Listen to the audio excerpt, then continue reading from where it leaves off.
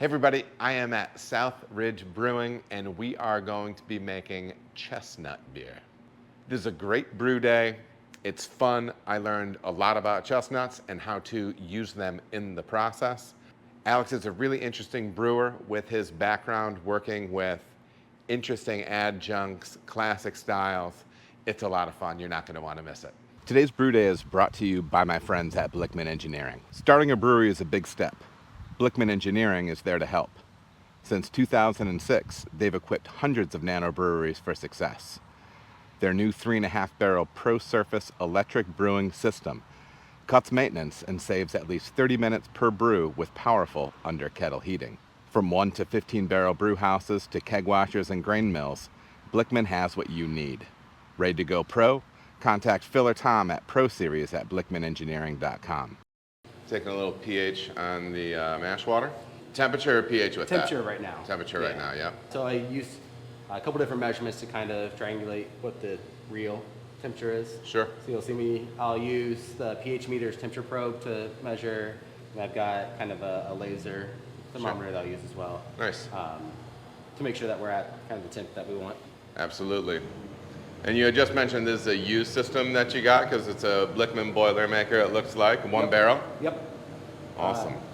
So yeah, when we were looking to get something going in here, we knew we kind of wanted something small that we could use temporarily before we get the new building up and running. Came across this in a for sale ad and was able to get it, and it's worked pretty well so far. Yeah, so it's a direct fire, Yep. as you can see right here, and so hot liquor tank in the center. So we're going to go mash and then hot liquor over here, and then obviously boil a kettle over here. Nice, awesome. How much mash water do you have in there? So right now we're 20 gallons here, and then we're about 26 over there in the hot liquor tank. And this is all plumbed in. Is this all natural gas coming in feeding this? Yep. Awesome. So one of the interesting things about this building, because it's been a restaurant for 60 some years, we've got lots of utilities all over the building, but not necessarily like in the right spots. So we can get access to some good things. We just have to be inventive sometimes. Yeah, absolutely. Well, and I think that's a big part of it. One of the things I've learned from going to place is you have to be able to, I don't know, get used to getting things done with what you have.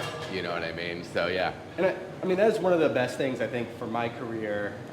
Coming out of Warped Wing, where you have a lot of the tools. Sure. And you have things to play with, and then moving from like that 30 barrel system down to a 1 barrel system at Fibonacci, and basically brewing out of a garage, and learning like, okay, how do I make do without some of the things, and how do I, become inventive to make everything work. And I'm not a big like mechanical guy, but you pick those things up as you go, almost out of necessity, you know? Yeah.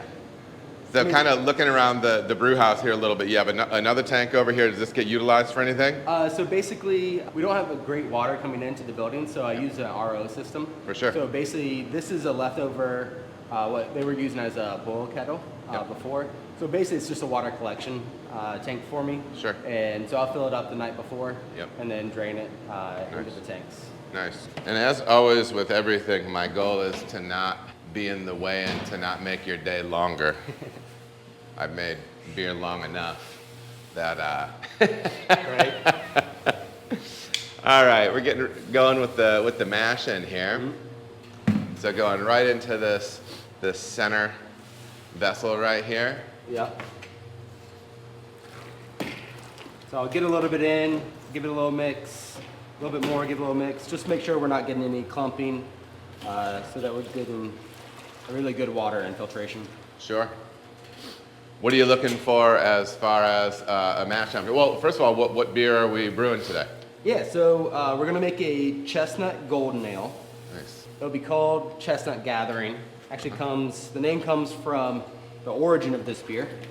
Chestnuts have a long history of being used kind of in the Mediterranean as a malted beverage.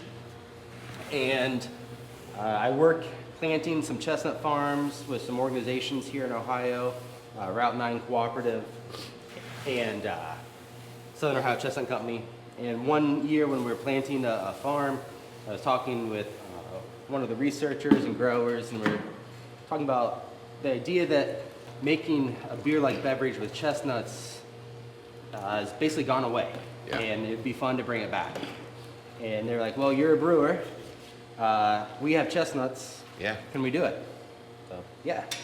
Nice. So I've made this a couple different times at other places, but we'll actually use milled chestnuts as about 20% of the mash bill. Okay. So that's interesting. So are they mixed right into the grist right now that you're going in with? So I've got them in a different Sure. container, and we'll mix them in here in just a little bit. They tend to be a little sticky, so I'll put them kind of in at the very end in order to kind of avoid a stuck mash, hopefully. Well, that's interesting doing chestnuts with a blonde. I know, sometimes I've thought in the past, sometimes when people would utilize something like a chestnut, maybe something like a little bit darker beer, but you like going with that blonde with that. Talk to me about the kind of the grist and what you have going on malt-wise with it. Yeah, so the first chestnut beer I made was actually a brown ale. Yeah. Because, right, as soon as you think nutty, you think brown ale. And that turned out really well.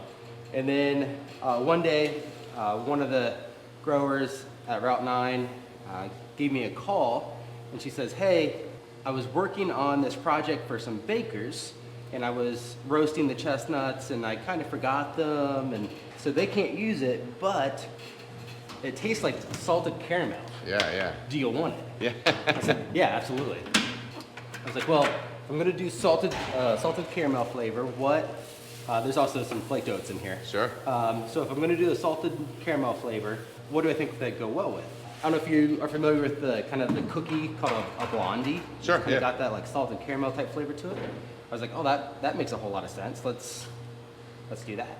Sure. So I did that, and it turned out great. So it became kind of a beer that I've made several times. So I know you said you have some oats in there. Is there anything in there beyond base malt and oats? Or? So we're mostly Maris Otter, a little bit of Caramel 40, some carrot pills, and just a little bit of wheat. Nice. What do you love about Maris Otter? It has this like nice earthy character, might be the best way to do it, that a lot of base malts don't. They have that like grainy character where I think Maris Otter, you get this, I'm going to say natural flavor to it that you don't get otherwise. Yeah, and it is nice. It's one of those malts where it just has, so sometimes when I talk about base malt, you talk about like on a scale of bread. Yeah. And you can get your Wonder Breads or your white breads type character out of your base malt, but there's a depth to Maris Otter and a range of flavor. Yeah. It's a really, really tasty malt. Even too, like within suppliers of Maris Otter, like you get a nice little mixture of the flavors as well. Yeah, Maris Otter's awesome. Smells great, man. Yeah, that chestnut. It's really funny when you tell people that like you're using chestnuts in beer, and then they'll realize that they have no idea what a chestnut actually tastes like. Sure. But one of the things about this beer is the aroma that you get out of it is fantastic. Nice. So is this the chestnuts? Yeah. Okay, and ground. Yeah. Ground quite fine. No kidding. Yeah, I almost would have thought it was a bag of malt. Well, obviously there's no husk in there, but. Oh yeah, man. Okay, so really finely ground like that. Love it. Yeah. So, like I said, I've been working with Route 9. They're a growing co-op out of Carrollton, Ohio. They've been doing some research with Rural Action based in Athens, Ohio, around just kind of perennial agricultural uses. And specifically, what I've been working with them on is their chestnut program. And there's this really great market for kind of grade A chestnuts in the U.S. So when they harvest, they sell all those right away. Yeah. Right? But then they have all these kind of B grade chestnuts where they're small or they're deformed or they've suffered some sort of predation. What do you do with those? Yeah. Right? So for years, the main market has kind of been just sending it to bakers in the area. Yes. Well, once that market's fully tapped and you still have product, what do you do with it next? Yeah. Right? So like I said, we've been having this conversation about chestnut beers being kind of a thing in the Mediterranean region, and could we kind of bring that back? So I've been working with them, and they obviously mill their chestnuts for bakers. So they're like, well, what would you want, the grind to look like? Yeah. So I brought up some milled grain for them, and they tried to kind of match it. They really did. Yeah. It is kind of stunning. Yeah, you would think that this was like something huskless that was ground up. Yep. So they actually call this salted caramel now. They call it their brewer's malt. Yeah. Or no, their brewer's grind, I think. Yeah. Chestnuts, they're actually kind of interesting from a sugar standpoint. They're pretty similar to barley. Some of the sugar is a little more complex and needs a little more breakdown to be really useful. So you could do a couple of ways. You could do kind of a cereal cooker, help break that down a little bit, or barley has a little bit extra amylase in it. So as long as you keep your level of chestnuts in a good ratio, you can kind of play off some of that extra amylase, or just go ahead and put like a amylase addition in to help break that down. With this golden ale, I'm not really trying to pull a whole lot of the sugars out. Now we will pull and use some of those sugars. It's more about the flavor that I'm trying to pull out with these. But I know we've played with doing some full chestnut beers and just doing amylase additions, so that we could kind of start working, kind of the end goal of the project is, can we get back to doing basically a gluten-free chestnut and like oat beer as kind of this unique specialty product. That's very cool. So just for reference for people at home, is this like the dryness of if you had like, roasted peanuts and you ground them up? Is that like the dryness of what you would expect here? It's even more dry than that. Like it's like if I were really just holding some ground barley. You're not getting a whole lot of oils that you'll get from a lot of other nuts. Chestnuts really are pretty sugar heavy. Which is why you used to roast them over a fire, right? You get that Maillard, you get that nice caramelization. And so these are roasted and then ground. So they'll when they harvest them, they'll get the nuts out. They go into a water bath. That water bath actually is used to kill any weevils that may have gotten into the nut. And then once they come out of that water bath, they'll be roasted and then ground. That's very cool, man. That's very cool. At what point of the mash do they go in? So I mash them in right at the start. So it's the last thing I put in, because like I said, they can become kind of sticky. So trying to use those grains to be a little bit of a base. I typically just kind of treat them like I would a flaked oat or something like that. Okay, so that actually went in, and just to kind of prove the point, when you were pouring that in, I just assumed it was something huskless. Go again. That's interesting. That's very cool. That's very cool. You said about 20%. How many pounds of that was going into the mash? Ballpark. If this recipe is 10 pounds. Awesome, man. And I see you have some other things dialed up here. Maybe it looks a little bit on the water chemistry side with some of the things that I'm seeing. So we already put our salts in. I typically do that as I'm heating the water in the mash. So our salts for our mash went in. And then this was our lactic acid to change the pH. And then this is going to be our salts for our boil. And then this recipe also calls for a little bit of lactose. So we got our lactose there. And it's really just enough to kind of start changing the mouthfeel. I'm not really looking for the sweetness out of this. I got this nice base malt and some of that wheat and these chestnuts to really pull the sugar. This is just really a mouthfeel thing. That Maris Otter, you can't, in my mind, you can't beat it. It's the best. It's the best. And especially when you're, this golden ale is kind of roughly based off the traditional British golden ale. So if you're making a traditional British golden, then you're not looking at Maris. Exactly. Okay, so it looks like you're starting to get this brew house built up. You're attaching some different hoses. What's kind of the flow of what's going to happen here with this Blickman system? So set up here. We'll start with this side over here. We'll set up so we can boil off into here, and then that hose will transfer over into the kettle. And then this will just be used as a transfer at the sparge. Yep. Over here into the mash. Nice. Seems pretty direct and Yeah. easy. Makes sense. It smells awesome.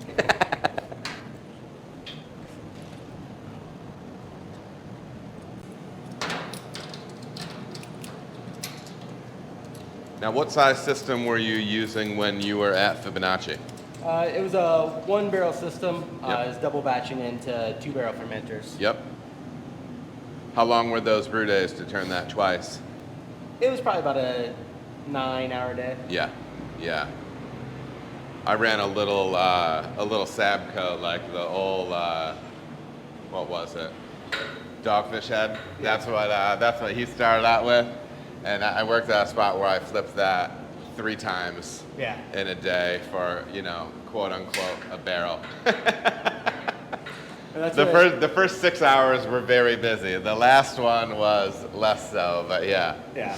That's what, we did a couple beers down there that were like 15% beers. Yes, yeah. So you're actually like quad batching Oh, yeah. into that. All those days were long. I bet. Was that like, were you pulling a lot of first wort to get those that high? Yeah. I love doing first wort with really any big beer, or at least first wort or low sparge, whatever you want to call it. Just the richness and the density that you get out of that low sparged wort is so awesome. Yeah. So awesome. And I feel like especially for those bigger beers, even darker beers and whatnot, it just fills them out so nicely, And it's also one of those situations where you're kind of pulling less tannin anyways, depending on what you have going on with your water, you know what I mean? But it's not like you're trying to pull as much sugar as possible with that sparge through, potentially getting a little bit of more of a grainy character, Yep. But yeah, first wort for big beers is where it's at. Yeah, there's just so many of those, right? When you're chasing a big ABV, you can tell when it's kind of that first wort versus like when we just dumped a bunch of fermentable in later. It's pretty easy to tell. Absolutely. Well, that's cool. So how long is your mash rest before you start your burl off? So I'm gonna, in total, I'll be an hour. Yep. So about 45 minutes in, I'll start burl-offing. Yep. And then I'm looking about roughly 15 minutes, but I'm really looking at the quality and the clarity Sure. that we'll see coming through. Yeah. To really make a decision about when to push. Sure. And I think too, one of the things I didn't, you kind of see over time is you can kind of, even just from the visual off the surface of that wort that's in there, you can see that change happen. You know what I mean? A lot of time, depending on what your grist is, obviously, but yeah, you can see that and kind of smell that change happen as well. Very cool. Now I know that's a Blickman false bottom over there. Is that the same that's in here? Yep. Nice. How has that model been? Because I know maybe they were asking for it, because Blickman is up in Lafayette, and I know they have a handful of people around there that are using their gear. And one guy was saying that he wished he had one of those in the larger system that they have from them. How do you like that model of false bottom? So I use the same thing at Fibonacci Yep. and been using here, and it's been working great. Yeah. The hole that the spout goes down into, sometimes you can get kind of some infiltration. Sure, yeah. So if you get that blocked off well, Yep. it Yep. works really well. For sure. How long does that burl off usually need to be? It depends, but I'd say usually somewhere about 7 minutes. Yeah. It starts Yeah. getting where I need it. For sure. Yeah, this is cool. These systems are kind of workhorses. You see them around, and I think they're approachable. One of the nice things about them is I think they're approachable for people that are used to a setup like this. I mean, it looks familiar to a lot of other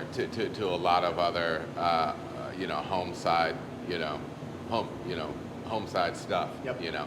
That's what I tell people all the time. Like, yeah, I'm a home brewer. Like, what type of system are you running? I'm like, probably just a little bit bigger one than you are. And sometimes I know some people that have some really big systems. Yeah. So yeah. But yeah, you know, we were able to turn some really good beers at Fibonacci Yep. off of a similar system. Yep. You can turn really good beers off this system as well. Yeah. And I think, you know, I tell people that making beer is easy. Yeah. Making good beer Yeah. is hard. Yeah. You know, and working with Haggerty at Warped Wing, one of the things that he'd always say, you know, coming from his architecture background, was that you know, God is in the details. Yeah. It's those little details here and there that take a beer from, okay, it's beer, to Sure. like, oh man, this is excellent. Yeah. And you know, I think sometimes people get caught up into, I got to have the toys to make it that way. And well, it's really about understanding your process in house and you know, paying attention to all those little things, being able to look at the work and be like, okay, now's the time. Versus just shoving a process through. Sure. Well, and you know, the other side too is I think sometimes people think that the real magic happens here, but you know, more often than not, the real magic's going on over there. You know what I mean? As far as beer stability, you know, your flavor. Well, I mean, at least a portion of the flavor development. You know what I mean? Obviously, you want to be on point at every stage. Right. But I know when I was brewing at home, I gave a talk at a brewers conference thing, and I was showing my home setup, and the guys were making fun of me for like how low grade it was. But you know, I mean, well, one thing for me was, I mean, a big thing for me was when I was at home, I was always making sure my yeast was on point, and then temperature control, and that's a lot of it. You know, that's a big deal. You know what I mean? So like any spend that I made was on that side, even though it was still low tech. But I had a very cold basement, so I could just throw a heat wrap on to a temperature controller, and it was easy. I was actually just heating it the whole time. You know what I mean, to maintain, because it was cold enough down there to pull it back down. But yeah, that makes sense. And I tell people all the time that I just make tea for a living, basically. It's really the yeast doing the job. Sure. So if you give the yeast the right scenario, they'll make a good product for you. Yeah. All right, so while we have this mash resting, you're going ahead and getting this tank built out. And what all portions of your CIP does this need to go through today? So we're just going to give it a rinse, and then we're going to sanitize it. Previous day, made sure we got it nice and clean. Nice. You know, always the day we empty it, gets washed, gets cleaned really well. Love it. So that we can come in today and just give it a rinse and give it a nice sanitize. Sure. And so you said, are these 1.5 barrel, 2 barrels? Did you say? 1.5. 1.5. Nice. I'm assuming blow off isn't too much of an issue with that extra headspace. Hasn't been so far. Awesome, man. That's always nice. Yeah. That's always nice. One less thing to have to think about. What do you run for a sanitizer in these tanks? So we're going to use a Star San, 5-star. And then, so these cellar tanks were bought used as well? Yep. Nice. It looks like they were in pretty good shape. Yeah, they were in really good shape. Anytime that you are getting used equipment, you always like to see it in good working order. A couple of things that I like to look out for is I always like to give at the minimum an examination of all of those softs that are going to be included in the tank, whether that be sight glasses, gaskets, whatnot. Sometimes those things will need to be swapped out. In general, you want to be looking at your welds, making sure everything looks good on the interior and exterior of the tank. You want to look for pitting or rusting or different things like that. So used is an interesting way to go. The market right now is pretty robust, depending on when you're watching this. And yeah, so we're gonna get this CIP sanitation running on this tank as we let the mash do its thing prior to boil off. All right, so we're getting this pump running on this sanitation side thing, a little CPE pump, and then we're going from the drain, and then we're going through the racking arm first, and then we're going to go up through the spray ball? Yep. Nice. I love to see the individual cycle through that. Sometimes that doesn't happen. And it's a good thing. It's a good contact is a good thing, and flow. Yep. Absolutely. I think one of the things that Warped was great for me the most was cleaning, right? Because at this small scale, right, if I make a mistake and I don't get something clean and I have to dump a batch, Yep. I'm out money, but it's not massive amounts where like, you know, we dump 120 barrels of beer. That's a lot of money.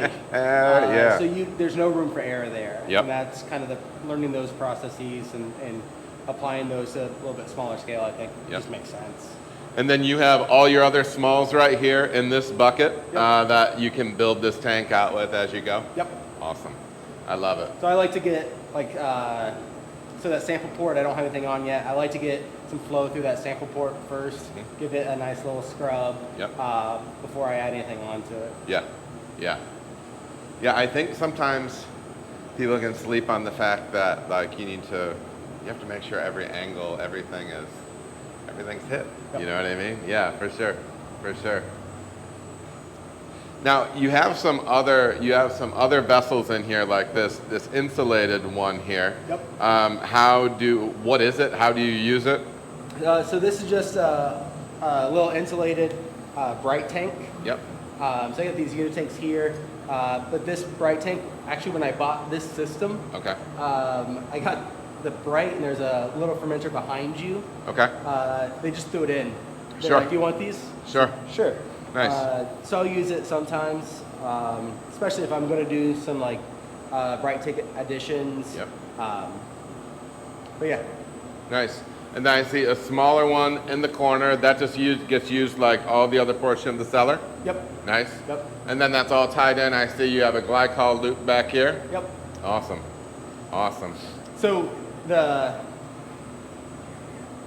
at another auction I bought some stuff off of, I had a bunch of valves and things, like solenoids that just got added in. It's one of those things where it's like, buy this box, and I wanted one thing out of it, and I got all these other things in. So it's been, piecemealing some of these pieces together, getting some controllers, soldered into some solenoids, and really just kind of building it from the ground up and as cheaply as I can right now, Sure. so that we can kind of save that equipment budget for when we do the expansion and get some bigger equipment there. Nice. Nice. That makes a lot of sense. You definitely become an electrician, a plumber, a carpenter, a little bit of everything. I was going to ask, what are some of the skill sets that you have had to use here beyond being the brewer? Definitely plumbing is one of the huge ones, right? So I come in one day and the burners aren't working, right? So it ended up being like a plumbing issue, and then electric, breaking down controllers and soldering parts back on controllers. Oh, so you're comfortable with electric. Electric is always one of those things that's like, oh, dude, I'm not. So, I know nothing, and I'm not getting into it. So I cheat a little bit. My grandfather was an electrician. Oh, nice. So I grew up around it. Sure. But it's definitely, between my grandparents and my parents having great sets of skills that they taught me, and then I also run a farm as well. Nice. So between all of those, I've developed a whole lot of skills that can really be useful that can apply into here. Definitely. That's a useful thing.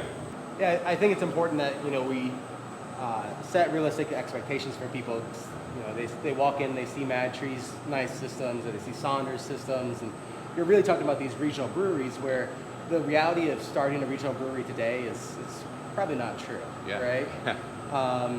So the reality is a lot more places are going to start looking like this, right, and grow into something that's looking like a Narrow Path or a Columbus Brewing or something like that. Yeah. Those are scales you can get to. Yes.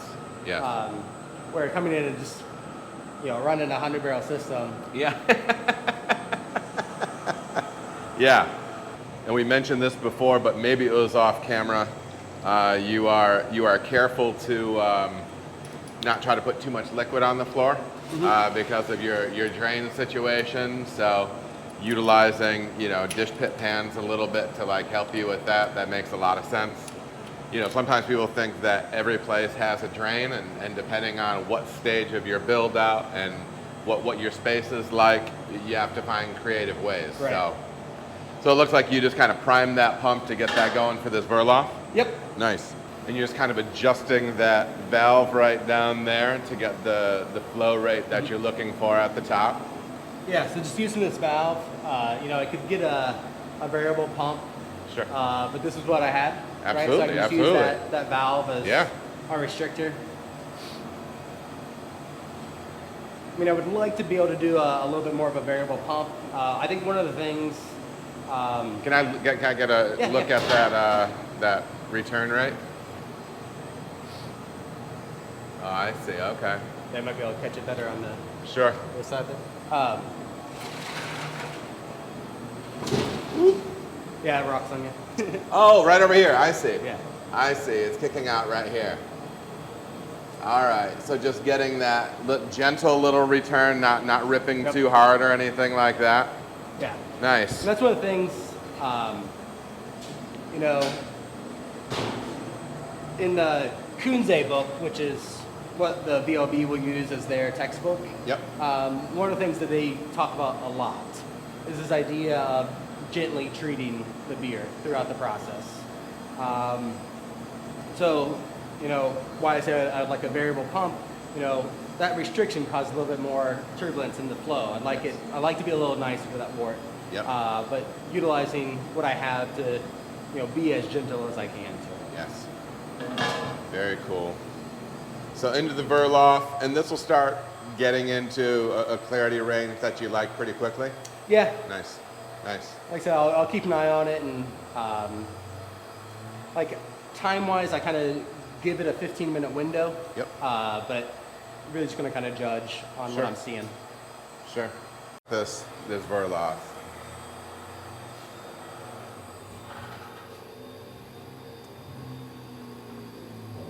Starting to clear up for us here. So we've got, you know, wheat and chestnut and oat. So we're not looking, you know, that crystal clear. Sure, sure. But we're looking at nice clarity. Get all that extra protein and junk out.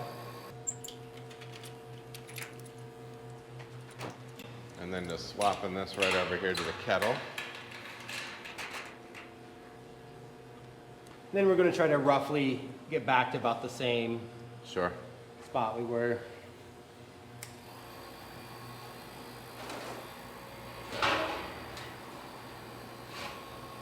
All right, so while that starts to get... That's a flow rate that you like right here? Just to start. Yep. Basically just trying to buy myself a little bit of time Sure. to get things moved over, then I'll up the flow rate some. Yep. So while that's starting, we'll move this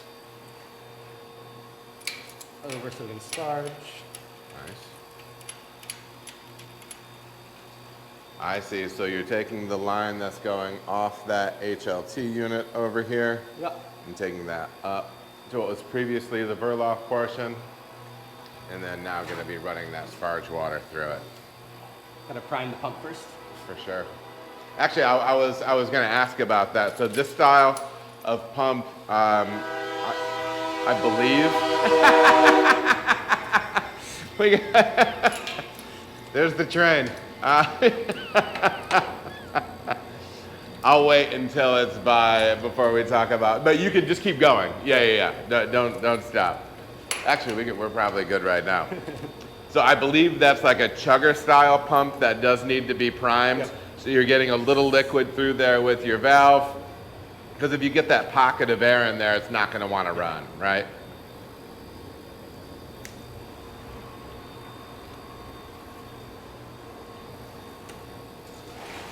All right, so that's about the flow rate I'll fill with, but until I'll let the wort go down a little bit before I start running it. Yep.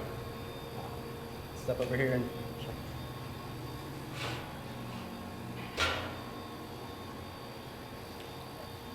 Kind of tweaking that transfer rate a little bit as you go with that valve. And how long does this louder sparge typically take? Been kind of all over the place because we're still trying to figure out flow rates a little bit on the new system. Yep. But we're probably looking 20 minutes. Yep. And how long before, how much volume or even just what percentage fill do you have before you get that flame on the kettle? So I typically wait until we're somewhere around the 8 to 10 gallon range. Yep. So that there's enough mass there Sure. to accept that flame. Yes. And we're not burning the crap out of the little bit of stuff that's in there. Yeah, because that burner under there is no joke. There's some BTUs coming out of there. Yeah. And then what's your total fill going to be in the kettle? So for this one, I'm going to shoot for somewhere in the 37 gallons range, so that once we're done with boiling off some of that volume and it being absorbed through some hops and stuff, I'll still have a nice set of work to push over. Sure. And what does your knockout volume tend to be out of the system? It could be a little bit beer dependent, but in general. Yeah, it's absolutely beer dependent. And again, kind of learning the new system and playing with some numbers. We're usually hitting right about that 1.05 barrel. Yeah. Nice. IPAs were under that, but Of course. it is what it is. Certainly. Yeah, so you can see that dropping a bit. That sparge water coming in. It smells great. Yeah, it does. It smells awesome. It smells awesome. Yeah, I think it's cool to be working with chestnuts like this. Obviously, you have some experience with it. I know sometimes when people talk about making a beer really with any kind of nut, sometimes people will talk about concerns about fat or anything like that from the nut itself. What's been your experience working with chestnuts? So the chestnut is really low fat. You don't have as many worries as like if you're doing like a peanut or something like that, where that oil is going to absolutely destroy any heavy retention and change that mouthfeel. Like I said earlier when we were talking a little bit, chestnuts tend to be a pretty good comparison to barley, right? So they tend to be pretty sugar heavy, not a whole lot of lipids in them. So I haven't seen any real issues so far. One of the other things I was considering was, you have a ton of surface area in there too. You know what I mean? So it's not like you're using something that's just like cracked or whatever. Yep. By increasing the surface area there, it's probably be easier to get that flavor to infuse into the wort at this point. So you mentioned before that all the water that is a part of the brewing process goes through RO. I don't have a ton of experience brewing with RO water, certainly, getting the carbon filtration, everything like that. Done some water adjustment, but I'm usually working with kind of a preset template, right? Which is a little bit different. Well, it's still preset, but it's just different. How do you approach the water chemistry side of things that we were kind of addressing before? How do you like to build that out? What are the tools that you use? Things like that. I wish I had the ability to have a preset template, because I do think there is something to be said for like someone drinking a beer and like being like, oh, this is so and so's beer. That chemistry makes you think that way, right? Sure. And I know Warps does a whole lot of that, where it's like, they do have a great water profile up there. Yeah. We weren't doing a whole lot of additions there, just minor tweaks. Sure. But when you drink a Warped Wing beer, this tastes like a Warped Wing beer, even if you don't know it, right? So I think there's something to be said for having that, right? Yeah. And when you look around the world, there's styles that are built around that. Absolutely. Right? Looking at Cologne or Dusseldorf or wherever. I just don't have the quality of water coming in this building that I'd like. And that's basically because of the infrastructure within the building. Yep. Right? So I have to go with an RO because the bad things that I'm getting far outweigh kind of anything else. Yes. Right? So I just strip it clean, start over, which does give me an interesting ability to match water profiles from around the world. Yeah. Right? So I have this dark Czech lager that I do, right? I can go pick a city in the Czech Republic and match that. Yes. Or if I've got an alt beer on right now, I'm matching the water profile in Dusseldorf. Yes. So it's kind of nice from that perspective to be able to float around and change things a little bit. Yes. So that's where I'll usually start. I'll start with kind of a world water profile that I want to match. and then go in within that and try to start making some tweaks. Like, well, I want to emphasize some hops here, or I'd like to be a little bit sweeter here, or any number of things that I tweak. But I would say most of it's starting with that idea of what does this water profile look like, plugging that into a software program, and saying, spit me back out my additions. Yeah. And so when you are building out that water profile, you had mentioned that you're using the Beersmith water calculator. Excellent. And then what are the different, because with RO you're basically stripped down to zero, what are the elements that you're building back up through the additions of various salts and acids? Yeah, so normally our, depending on the style and everything, our biggest additions that we're going to add back in are calcium sulfate, calcium carbonate, some magnesium, some things like that. But the biggest are basically our calcium sulfate and our calcium carbonate, whether we're making that water soft or hard. And then our water here, once it's through the RO, is coming in a little under 7. So we're using a lactic acid addition to drop it down to where we'd like to see that active amylase range. So nice. And so do you ever use phosphoric? Do you run everything with lactic? So right now I'm just doing everything lactic. After kind of some trialing with this, the plan is to actually move back into using an acidulated malt, which would be my preference. Yes. So it's just to get up and running, that gave me a little bit more freedom to be able to be like, oh, we're brew day, our pH is off, let's change it. Versus, not necessarily being stuck, but having a little less leeway to play day of with the acidulated malt. Yeah. What do you love about the acidulated malt? Is it that it's an all malt traditional way to do it? Is that like, does that hit you in the heart the right way? It does. Yeah. That's part of it, is that it's a more traditional style. I think there's a little bit, once you have your system dialed in, there's a little bit less leeway, or there's a little bit less error that you have, right? When you're dumping this acid in that can have these massive fluctuations, if you make a mistake, it can be pretty detrimental. I have to throw a bunch of baking soda in or something like that to change pH. Where once you have your system dialed in and you're using that acidulated, that calculation is pretty set. Yes. Right. Absolutely. So I don't have to really worry about, am I going to be right on today? Yes. Yeah. And I think you hit on two things. I think using acidulated is great. It's also nice to have a little bit of liquid acid in-house too, to be able to touch things up here and there. So there's definitely a use case for both items. How's Louder looking so far? Everything seems to be moving smoothly? Yeah, we're getting a nice, if you look at the water on top there, get a nice clarity developing on that. Definitely. Then we're rolling into the kettle here. About how much do we have in here at this point? Right now we're sitting at 23.5. Nice. Awesome, man. Rolling right along. All right, so we have our full volume loudered over to our kettle. We're coming up to heat there. And so now we're going to be draining and getting this mash tun empty. Yep. Nice. Yep. Nice. So typically I'll let it cool down a little bit. Yep.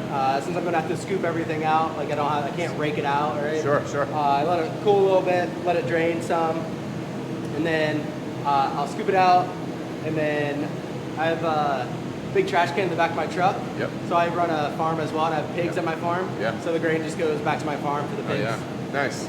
How many pigs do you have? Right now I've got 16. Okay. And what's your process with them? How long do you have them? My farm is a perennial fruit and nut tree farm, kind of based off permaculture ideas. So any animal that's on site also does a job, right? So I use the pigs to kind of keep the orchards and everything clean. I'll run them through there. So they're American guinea hogs. They're a heritage breed of hog. So they're not a fast grower, but they take very little effort to raise. They kind of are real self-sufficient. Yeah. I keep them around until I need to lower the numbers a little bit, and then I'll process some. So I have a big hog roast every summer. Invite a bunch of people over. Nice. And then in the fall, I'll usually process several of them to kind of stock the freezer for winter. Do you do all that yourself? Yeah. And so you break them all the way down into chops, ground meat, and everything. No kidding, man. You got a range. You got a range. That's very cool. That's very cool. And I think, it's a lot of those things, I think, is what helps me do a lot of these fun plant-based beers, right? Because one, I have access to that knowledge, right? I know those trees, I know those flavors, I know, hey, this plant that today we normally don't eat, your grandparents or, the indigenous populations, they ate it all the time. It gives you this great flavor, so let's go ahead and use that, right? But also, too, it's kind of tapping into some old skill sets. Yeah. And, I think this chestnut beer is a great example of that, where it's like, yeah, we were doing this before, we just kind of stopped doing it, right? Yeah. So at Fib, I made this Gruet style beer that was great. I'm really fond of farmhouse styles because it is so much like, oh, what are these great flavor profiles we have? How do we keep working with those? Yep. I did this ginger carrot saison, dark saison, a couple years ago with the idea, weather was transitioning. I was getting ready to start harvesting hogs. Like, what does that season say to me? And I was like, oh, it's soup season. Yeah. So it's like carrot soup, ginger carrot soup. All right, how do I turn that into a beer that if I'm out harvesting some hogs, I would like to drink, right? Yeah. Which in reality was how a lot of those farmhouse styles really got started. It's what we had, right? So I do think running a farm and doing a lot of those things does help on this side of the brewing world as well. Yeah, absolutely. Absolutely. That's very cool. Gonna get out there, coming up over here. Love it. Looks like you're starting to build out that heat exchanger. Yep. Get it put together. We'll back flush it, some really hot water, and then we'll run a sanity cycle on it. It's already been clean last time we used it. Awesome. So you're getting this mash tun empty now. Manual process. There's worse things. When I was well, rest in peace. What was one of the places downtown? It was an old school place, Listerman. Yeah. They had, it's a 7 to 10 barrel system there, and they shovel out of the top of that too. I actually saw that video. Yeah. And when I saw that, I was like, what? Dude, he was grinding, getting that thing empty, man. Oh. Yeah, it was one of those deals where I'm like, yeah, it's a good thing you're in shape younger guy here, because this is no joke. Yeah. Yeah, leaning over, scooping that thing out. Yeah, that was a grind. So this is all going to the pigs. All going to the pigs. Love it. And if you smell that now, like you can really smell that chestnut in there. Oh yeah, you really can.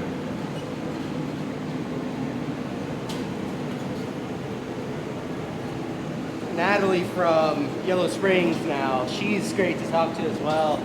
Because she was a founder's taproom brewer. Great experience, lots of unique perspective on things. Definitely being like a young woman in that role. Yeah. Provided her a lot of fun conversations. I need to get up there. I want to do some stuff with them. They're close enough. Yeah. It's a cool spot.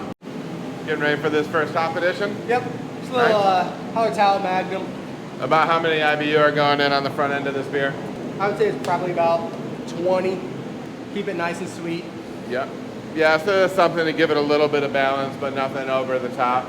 That's one of the things, I do a lot of really unique and sometimes aggressive flavors. Sure. So because of that, I really push people to make balanced beers, right? Whether that be, making sure your IBU and sugar ratios are really great, or not being like overly coffee forward or something like that. Really make the beer a great medium to show off other flavors. No, I agree. Is there much other hop for the hop schedule for this, or is this kind of like a base layer of bitterness? Yep. Or you could be featuring some hops later in the boil as well? So I'm really trying to highlight the chestnuts that are in here. So the Whirlpool will get a little bit of tetanang. Yep. And then that's it. Yeah, that makes sense. You can get into a situation at some point where you're trying to outcompete what you're trying to feature. Yeah. You know what I mean? If you're doing too much on the hopping side. Yeah, that makes a lot of sense. And that's what, I talk a lot about the idea of complexity through simplicity with beer.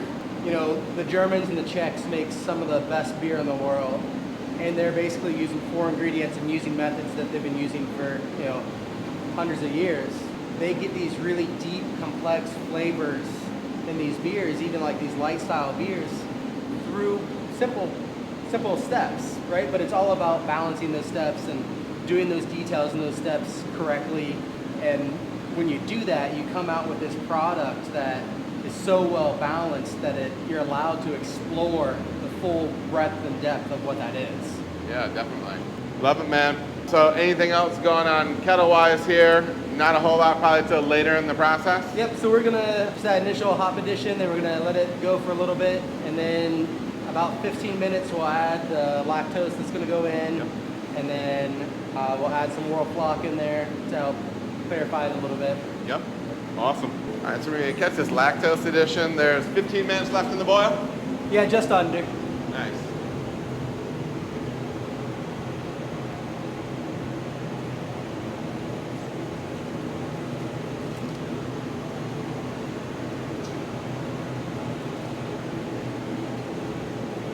I kind of do a little bit at a time so it just doesn't sink to the bottom, clump, get burnt. I was literally gonna ask. Yeah, I love kind of hitting the surface of it, giving that opportunity to kind of, you know, get incorporated. The last thing you want is that big clump just hitting the bottom and sitting there and cook it.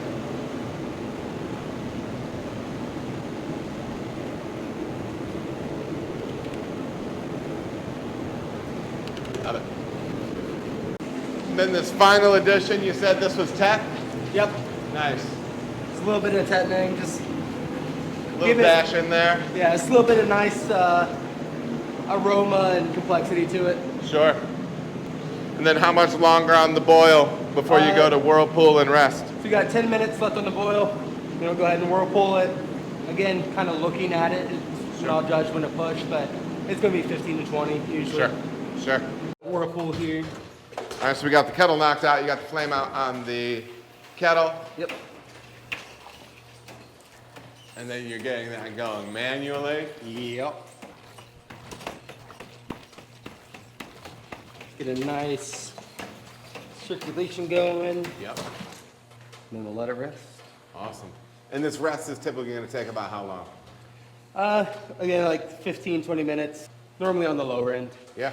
So you're getting your O2 set up on your heat exchanger right now. Yep. Nice.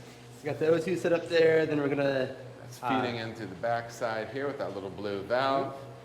Correct? Yep. Okay, cool. Yep. And just gonna hook everything up,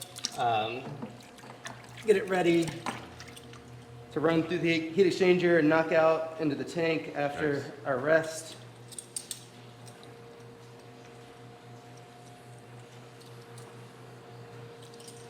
And do you pump that through? Do you put it through with gravity? Because I see it all is linked up through the pump here. So I'm gonna pump it Sweet, through. sweet.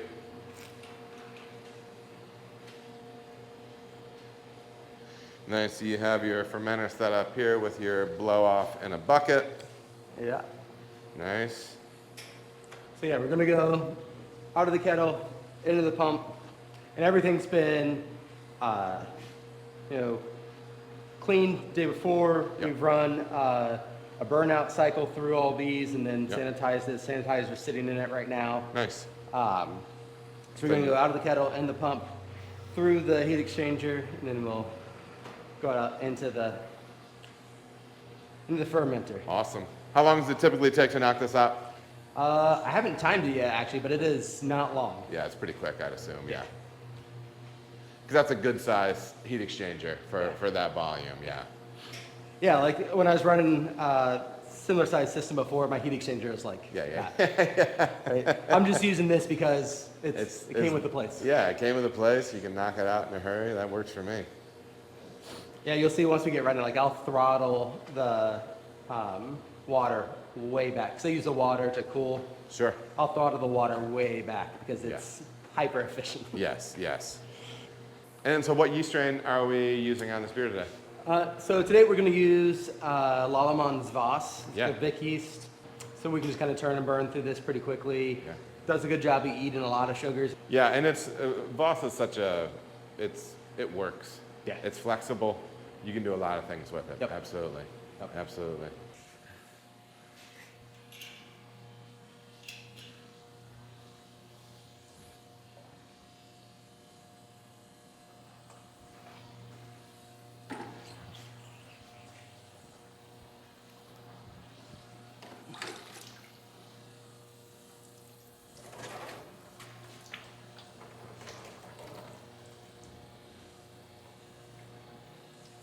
So again, being smart because of no floor drains, we're going to push that Sani through the heat exchanger, through the pump, the whole unit. Yeah, it's starting to change. Yeah, you can see that work getting through there.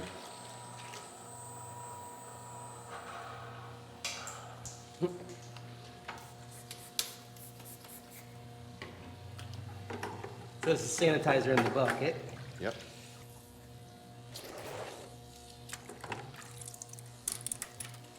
Getting that hooked up, nice. Got the Voss here. Real slow again. Got my water running through. Go ahead and pitch the yeast and then get everything all closed up. Then we'll turn on a little faster, get the O2 running. Yep. And then you have the supply water going in right here with this black hose to the heat exchanger. It's exiting out, and he's going to harvest it in this container right here. That way he can be using that hot water for other cleaning that he has to be doing throughout the rest of the day. So even if you're not in a situation where you're going to have something, you know, directly running back to your hot liquor tank or something like that, you can still be smart about it, harvest that water, and utilize the fact that you have that hot water source.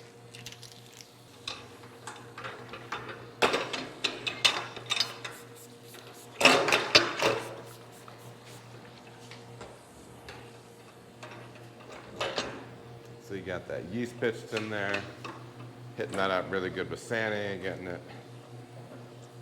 it closed back up. All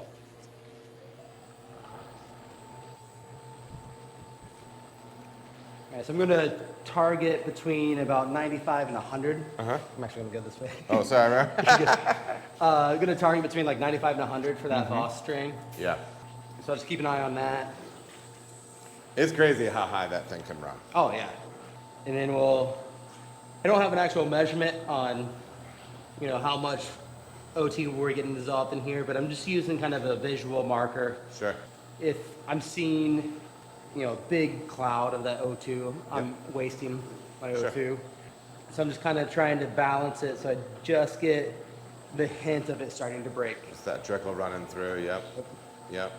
And then I'm assuming this knockout's gonna be pretty quick. Yeah. It'll take a minute or two to get everything leveled out. Sure. But once you get it leveled out, Sure. it runs nice and smooth. We're getting bubbling in the blow off, so that's good. It's all sealed up. That's always one of the things. Sometimes you just look at the bucket and wait for it. It's like, come on, start bubbling, so I know the thing is sealed. It's like when I used to run into like 120s, you're just staring at it. Like, is it coming? Yep. Hey, a big thanks to my sponsors at Blickman Engineering.